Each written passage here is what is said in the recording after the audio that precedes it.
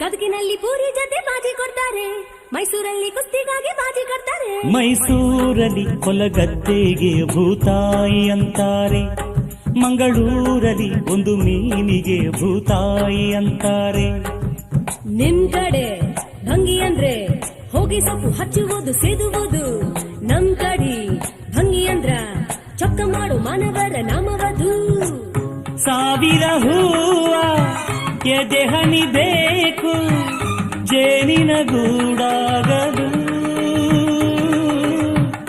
ಸಾವಿರ ಭಾವ ಸಂಧಿಸಬೇಕು ಕನ್ನಡ ನಾಡಾಗಲು. ಗುಡಿಗೇರಿಯಾದರೇನು ಮಡಿಕೇರಿಯಾದರೇನು ದುಡಿಬೇಕು ನಾ